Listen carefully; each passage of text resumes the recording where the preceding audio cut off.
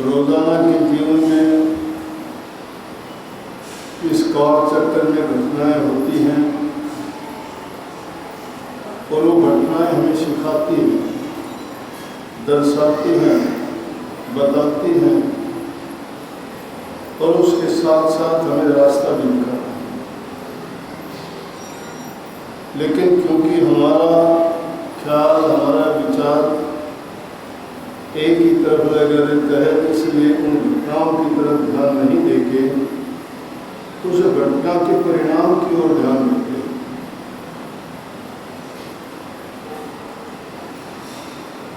ये नहीं सोचते आखिर इस घटना का कारण क्या था या हुई क्यों। वो जैसे कि इस वाणी में कितनी सुंदर ढंग से कितनी बातें बताई,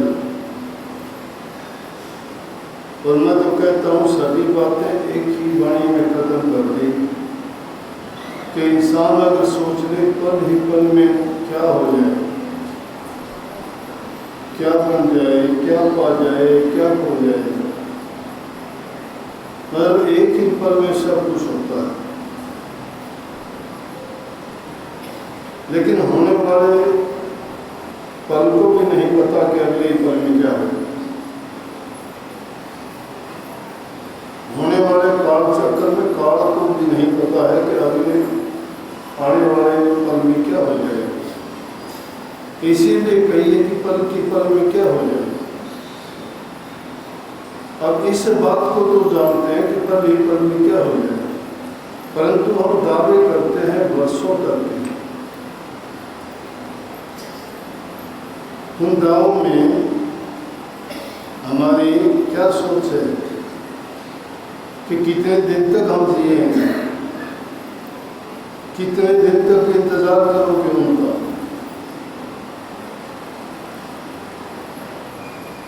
ये नहीं सोचते कि यही पल है। पल का तो मुंह में जो निवाला रहते हो पता भी नहीं है, उसको निगल पाओगे या मुंह नहीं रह जाएगा। चलते हो ये पता ही नहीं लगेगा कि कदम रखते हो तो अगला कदम उठा पाओगे या वहीं गिर जाओगे। रात को आराम से सब कुछ हजारों बातें जोड़ के, बड़ी बड़ी बातें बना के, बड़ी बड़ी योजनाओं को अपने मन में संजो के सोचते हो, ये पता ही नहीं कि सुबह उठ पाओगे या नहीं उठ पाओगे। ये है कि पल की पल में क्या है। और इसी पल का अगर परिणाम सोच रहे हम कि इसका परिणाम क्या होगा, तो हमारी बुद्धि ठिकाने आ सकती है। हमारे ख्यालात जब तक सही नहीं है, हमारी सोच पवित्र नहीं है, इंसान का जीवन उसकी सोच के अनुरूप होता है। कई बार इंसान अच्छी संगति पाके सुधर जाता है, लेकिन कईयों के कर्म इतने खोटे होते हैं। सब कुछ अच्छी संगति, अच्छा वातावरण, अच्छा परिवार और अच्छे अवसर मिलने के बाद भी चूक जाते हैं। अपने देश का बच्चा बच्चा जानता है। दो ही बातों में बात बताऊंगा। रामायण देखते हैं, सब लोग देखते हैं, कितनी उनमें शिक्षा भरी है, कितना उन पर गौर करते हैं। कमाल की बात यह है कि राम राज्य की आज भी हम महिमा गाते हैं कि राम राज्य था। जहाँ सुख शांति खुशहाली होती है, कहते हैं कि राम राज्य है। और राम राज्य क्या है कि मन में जब तक हमारे भावनाएं, विचार, ख्याल अच्छे नहीं हैं, पवित्र नहीं हैं, तो वो राम राज्य नहीं, वो राक्षस राज्य है। क्योंकि गंदे ख्याल, गंदे विचार ही गंदे कर्म करवाते हैं। गंदे कर्म करने वाला ही राक्षस कहलाता है। राक्षसों की अलग से कोई जाति नहीं, बल्कि कर्म के अनुसार राक्षस बनते हैं। छोटे मंदे कर्म करने वाले राक्षस हैं, पवित्र काम करने वाले देवता या देव। अब राम राज्य में सब कुछ इतना सुंदर, इतना अच्छा, इतना प्यार सबके अंदर, पूरी प्रजा इतना प्यार श्री राम के प्रति कि 14 वर्ष का वनवास हो गया, लेकिन 14 वर्ष के दौरान घरों में दिए तक नहीं जलाए। लेकिन उस हालात को किसने पैदा कर दिया? एक ही पल में केकई ने पैदा कर दिया। जिसके राज्य में सब बहुत अच्छे और पवित्र शुद्ध विचारों वाले थे, उसमें सबके विचार अच्छे थे। श्री राम के घर में ही एक माता के विचार अपवित्र थे, जिसके कारण सारा का सारा वातावरण खराब था। और लंका में राक्षस राज था, सभी राक्षस थे, लेकिन उन राक्षसों के बीच में राम भगत भी था। एक शुद्ध विचार रखने वाला सब राक्षसों के बीच में भी अपने अच्छे विचारों को नहीं छोड़ सका, और एक अपवित्र विचारों वाले पवित्र विचारों वाले राज्य में अपने अपवित्र विचारों को नहीं कर सका। अब यहाँ आके इंसान को सोचना चाहिए कि हमारे विचार ही हमें गिराते हैं, हमारे विचार ही हमें बचाते हैं। अगर हमारे विचार शुद्ध और पवित्र हैं तो हमारे हृदय में राम है, राम राज्य है। अगर हमारे विचार अच्छे नहीं हैं तो समझो कि हमारे हृदय में राक्षस राज्य है, और जिनके हृदय में राक्षस राज्य होता है उसको कुछ भी अच्छा नहीं लगा करता, उसको अच्छे काम करने वालों से नफरत हो जाती है, क्योंकि विरोध है। अंधेरा और प्रकाश दोनों एक जगह नहीं मिलते, पाप और पुण्य दोनों एक जगह नहीं मिलते, जन्म और मृत्यु साथ नहीं होते। जन्म होता है, बाद में मृत्यु होती है, मृत्यु के बाद में ही जन्म होता है, जन्म के बाद मृत्यु होती है। इसी प्रकार से रात और दिन इकट्ठे नहीं मिल सकते, तो अपवित्र विचारों वाला इंसान चाहे कहीं भी जाए, उसके विचारों में शुद्धता नहीं आ सकती। क्यों नहीं आ सकती? क्यों पल की पल में हालात बदल जाते हैं कि उनका पूर्व जन्म के कर्म उसको बाध्य कर देते हैं कि वो वैसा जीवन जिए। जो इंसान अपने पिछले जन्मों में जो कर्म करके आए हैं, उस कर्म के परिणाम अनुसार इस जीवन में भी उनको जीवन जीने के तरीके मिलते हैं। अगर कोई नेक और अच्छे कर्म करके आता है, वो बड़ा भाग्य वाला है। जिनको सत्संग मिलता है, सद्गुरु मिलता है, नाम मिलता है, नेक इंसानों की संगति मिलती है, पवित्र काम करने के लिए अवसर मिलते हैं, वो समझो कि उसके पिछले जन्मों के अच्छे संस्कार हैं। वो इंसान दयावान होगा, उसके हृदय में प्रेम होगा, उसके हृदय में त्याग होगा, उसके लिए परहित और पर उपकार उसके मुख्य विचार और ख्याल होंगे, जिनके कारण वो अपने जीवन में नेक काम करे। और जिनके हृदय में ये चीज़ें हैं, वही नाम भक्ति कर सकता है। अगर ये चीज़ें नहीं हैं, जिनके बदले में उनके हृदय में क्या होगा?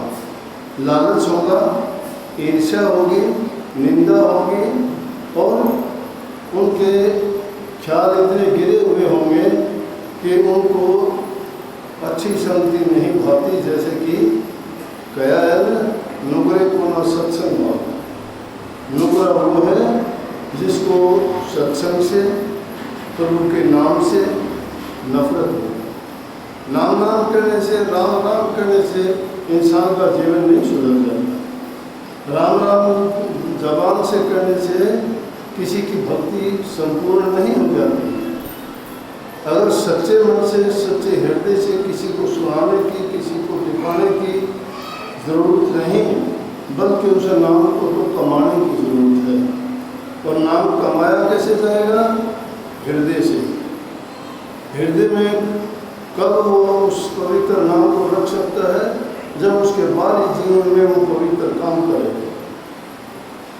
जब तक उसका बाहरी जीवन अच्छा नहीं है, पवित्र नहीं है, उसका संग अच्छा नहीं है, उसका रहन सहन अच्छा नहीं है, उसके पारिवारिक हालत सही नहीं है, उसके चारों तरफ का वातावरण अच्छा नहीं है, तो ऐसे हालात में उसको बुराइयां घेर लेती हैं और एक अच्छे विचारवान आदमी को भी वो बुरा बना देती है।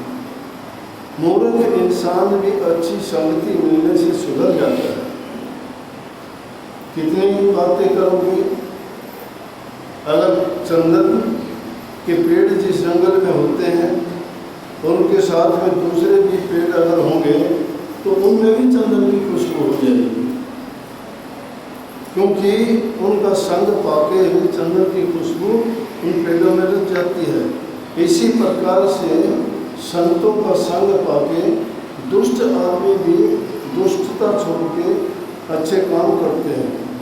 कितने ही कहानियाँ किस्से मिलते हैं कि जो आदमी पूर्व के जन्म में जीवन में वो खोटे मंदे पाप कर्म करते हैं, लेकिन जब सद्गुरु को मिल जाता है और वो नाम की कमाई करते हैं, नेक रास्ते पर चलते हैं, तो उनका जीवन ही बदल जाता है।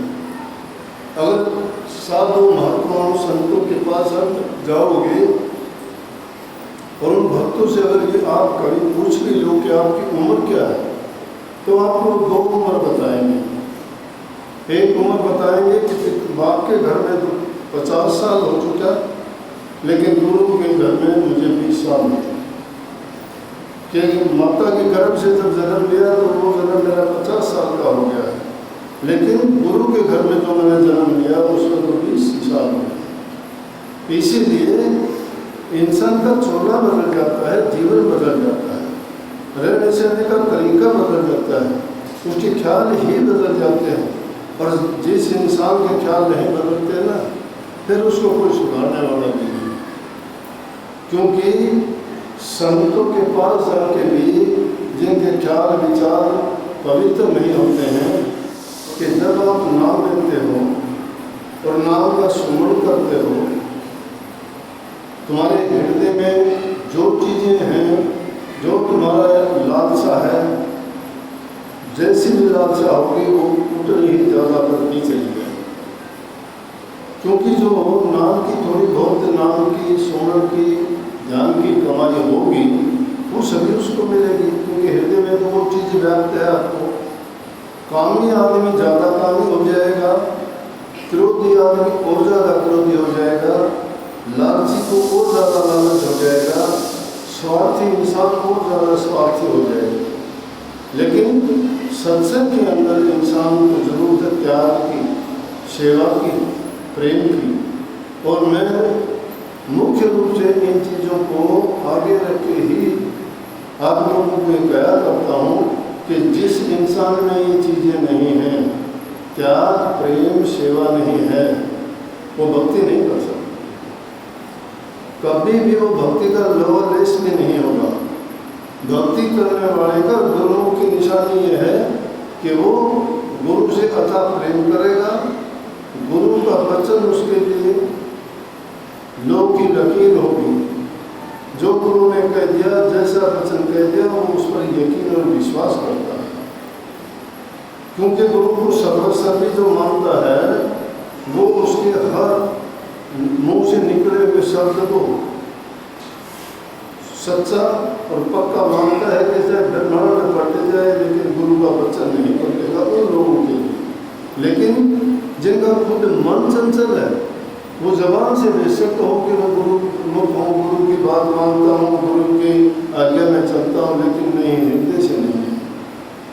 हृदय से नहीं है, उसके लिए गुरु का वचन कोई मायने नहीं है। इसीलिए गुरुमुखों की बढ़ाई की गई है और मनमुखों के लिए कही गई है। मनमुख को जहाँ कहीं भी जाएगा अपनी मार बढ़ाई, अपनी बात बढ़ी, अपना दिखावा, झूठी बातें बढ़ाना और झूठा सहारा लेना।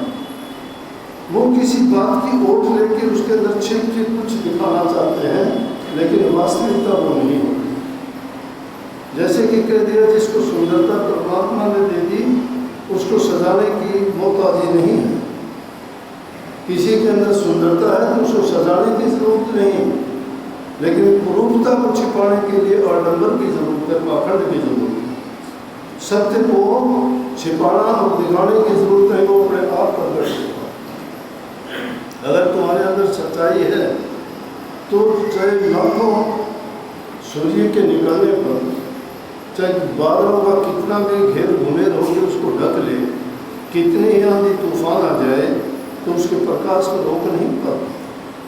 और अगर रात का अंधेरा होता है तो आप चाहे इस पूरी दुनिया के जंगलों को आग लगा दो, जितने बारूद के ढेर हैं उनको जला दो, जितने तेल के भंडार हैं उनको आग लगा दो, लेकिन रात के अंधेरे को आप नहीं कर सकते। और सूर्य के उदय होते ही रात का अंधेरा एकदम गायब हो जाता है। इसी प्रकार से जब ज्ञान का प्रकाश होता है वो अज्ञान अंधेरे का विनाश कर देता है।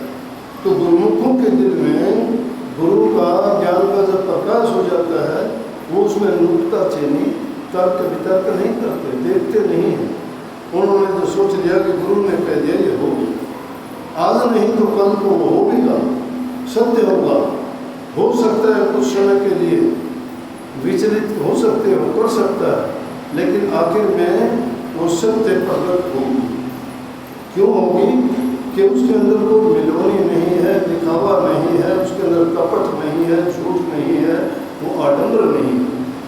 आडंबर भी करते हैं लोग, वो तो आंखों के पट्टी आप पेट के लिए तमाशा दिखाने वाले बाजीगर भी आपको मूर्ख बना देते हैं। 2 मिनट में कुछ का कुछ आपको दिखा देते हैं, हालांकि वो होता कुछ भी नहीं है भरम। वो भी तुम्हें जो भरम में डाल देते हैं और उसको सत्य मान लेते हो।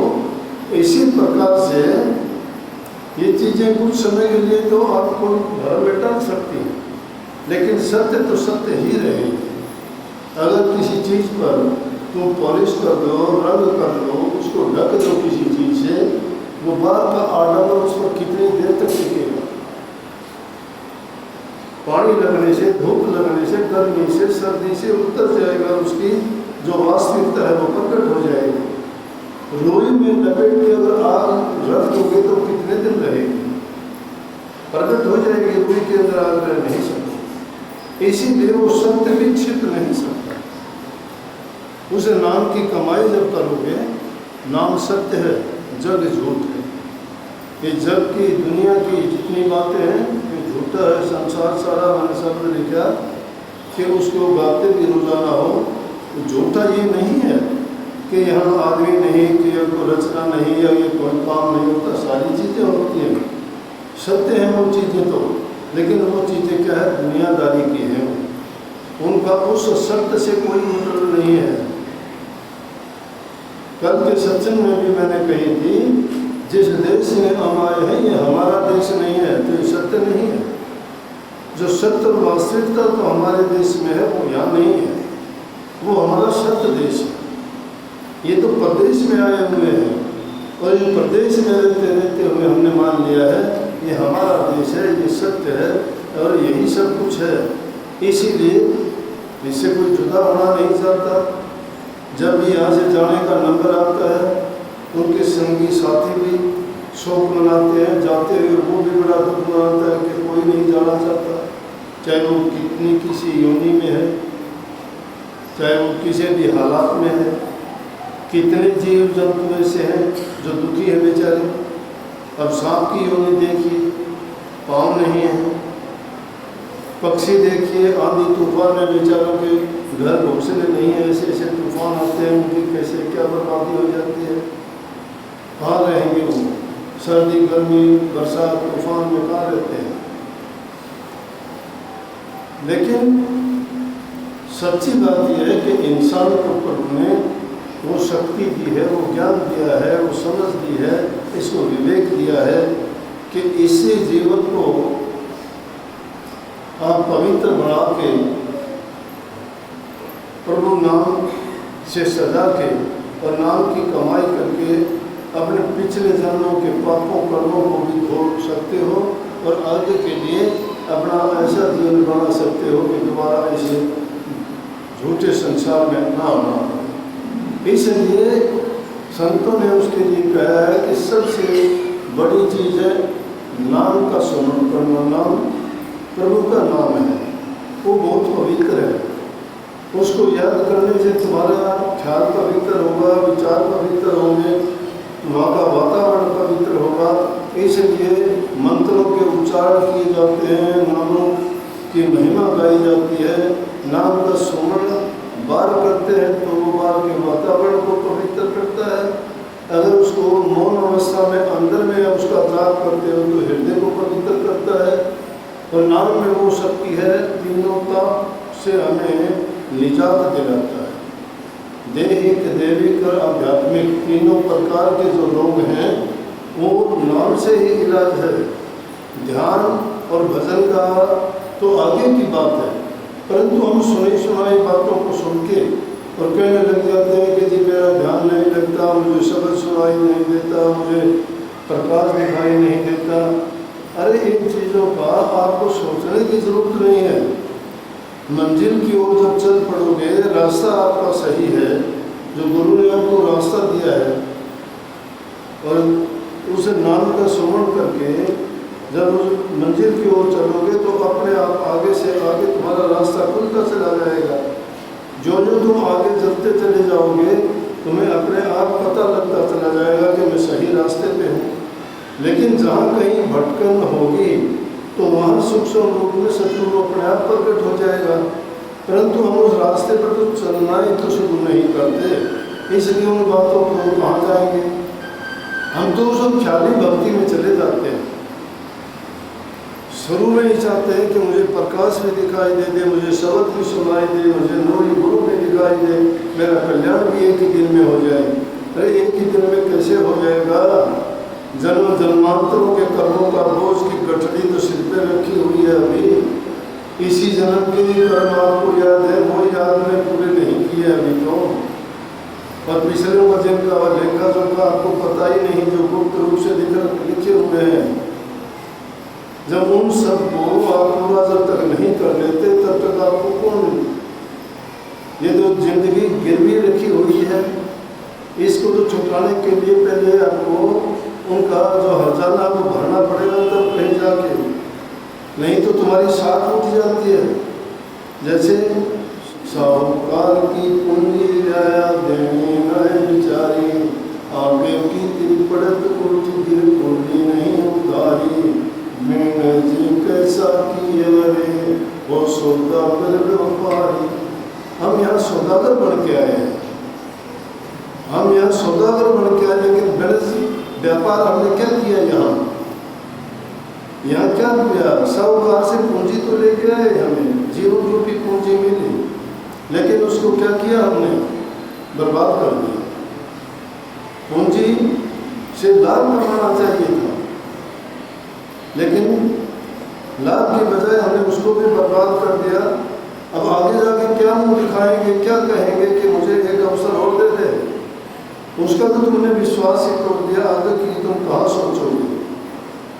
वो विचार और ख्याल नहीं किया, लेकिन इस जीवन को सोचते हैं, उस पल ही पल में ये सोचते हैं कि मेरे जैसा ज्ञानी नहीं, मेरे जैसा भगवान नहीं, मेरे जैसा धनवान नहीं, मेरे जैसा इज्जतदार नहीं। अरे क्या कोई कुछ भी नहीं है।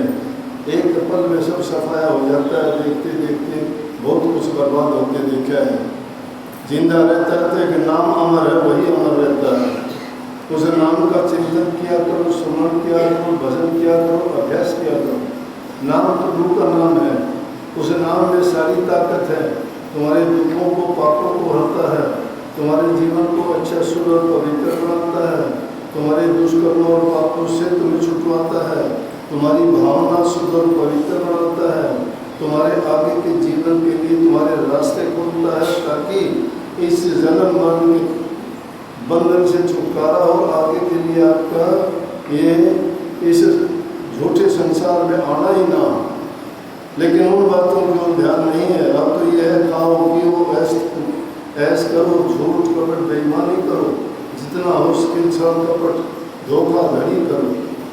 ऐसा अगर करोगे तो तुम अपने आप को ठगते हो, दूसरे को नहीं। लेकिन कबीर साहब जैसे संतों ने कही है कि कबीर आप ठगाइए और न ठगिए कोई, कि तुम अगर ठगे जाओ तो कोई बात नहीं, तुम्हें कोई ठगता है तो कोई बात नहीं, भूल जाओ, तुम किसी को ना ठगो। और ठगे तो बहुत और ठगाए सुख हो। अगर तुम्हें कोई ठग लेगा तो तुम्हें सुख होगा, लेकिन दूसरे को ठगोगे तो तुम्हें दुख होगा, क्योंकि उसका 1000 गुना तुम्हें देना पड़ेगा। यहाँ लेखा जोखा सबका होता है, कोई बच नहीं सकता अपने कर्म से।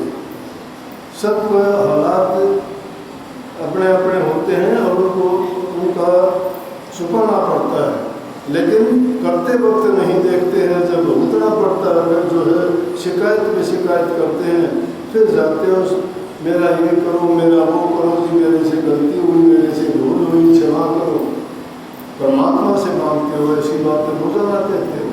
जिससे खुद से ही छल कपट उससे किया, उसके जानकार होते हुए भी तुमने वो उल्टे सीधे कर्म किए, और फिर उसी के सामने तुम गिड़गिड़ा के कहते हो कि मुझे माफ़ करो, मेरी गलती है, मेरी ये करो। फिर भी कपट है, मन के अंदर सफाई नहीं है, हृदय जब शुद्ध और पवित्र नहीं है तो तुम लाभ चाहे कुछ भी करते रहो, तुम्हें कुछ भी उसका फायदा नहीं मिलने वाला। इसलिए सच्चे मन से पहली पीढ़ी ही आखिरी पीढ़ी तक वही लेके जाएगी। और सुनो बताऊँ तुम्हें, उन चीज़ों के ऊपर ध्यान देने की जरूरत है। सबसे उत्तम नाम का सुमन है, वही भजन है, वही ध्यान है। जब नाम तुम्हारा पक्का नहीं है, तुम्हारा ध्यान अभ्यास क्या बनेगा? वो चीज़ें तो अपने आप इसके पीछे चली जाती हैं।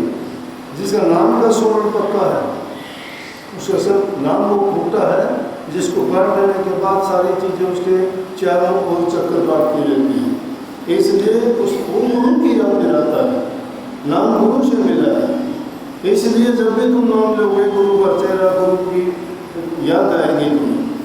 तो इसीलिए स्वामी जी महाराज ने गुरु की प्रीत कर पहले बहुत शब्द को सुनो, गुरु की प्रीत कर पहले। और बिना गुरु जो शब्द बसते सुन अरबी मोर जान, शब्द खुलेगा गुरु मेहर से, गुरु किसी की नहीं मजान। गुरु मेहर से कैसे खुलेगा? गुरु की मेहर अपने आप हो जाएगी। गुरु नहीं किसी को टोकरा भर के देता, अपने आप लेना पड़ता है। गुरु ने चाबी दे दी है तुम्हें उस भंडार की, उस खजाने की गुरु ने चाबी सौंप दी है, तुम लो, अपने आप ले लो। गुरु तुम्हें टोकरी भर के सिर पे नहीं रखेगा। अब लेने वाले को दो, करते खुद नहीं हो, नाम गुरु का लेते हो, फिर वो झूठ है, फिर गुरु को दोष भी ना है। गुरु ने जो देना था वो दे दिया, गुरु ने तुम्हारा रास्ता खोल दिया, तरीका तुम्हें बता दिया। अब नहीं करोगे तो फिर तुम्हें क्या मिलेगा? इसलिए भाई समय निकाल के नाम का सुमन जरूर किया करो। काम करते वक्त करो, सोते जागते उठते बैठते करो। फालतू की बात, निंदा चुगली करते हो, दुष्ट लोगों में बैठ के इधर उधर की बात करते हो, समय की बर्बादी। उससे ज़्यादा तुम्हारे विचारों की बर्बादी, तुम्हारे संस्कार गंदे होते हैं उससे, वो तुम्हारे अच्छे विचारों को भी दूषित बना देंगे। इसलिए नाम को जब याद करोगे तो उन सारी चीज़ों का सफाई होती चली जाएगी।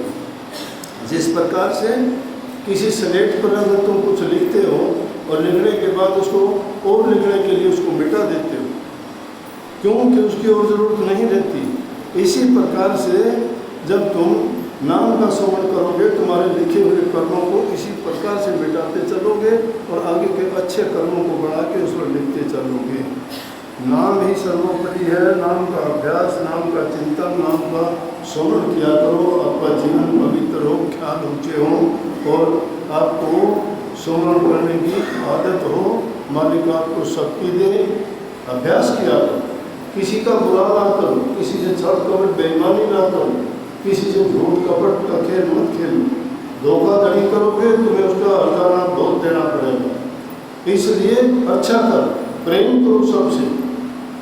तुम्हारा अगर कुछ चला जाए कोई बात नहीं, तुम्हें कोई अगर कह देता है कोई बात नहीं, छोड़ दो उसका। थोड़े दिन में देखोगे वो अपने आप ही बर्बाद हो जाएगा। तुम्हें उसको करने की जरूरत नहीं है। उसका ख्याल भी ना करो, कोई अगर कुछ कहता है तो तुम उसको मन से ही त्याग दो। तुम उसको त्याग देंगे, वो तुम्हारा ही चिंतन रखेगा, उसको बर्बाद करेगा। क्यों? उसका चिंतन क्या है? खराब है, अच्छा नहीं है।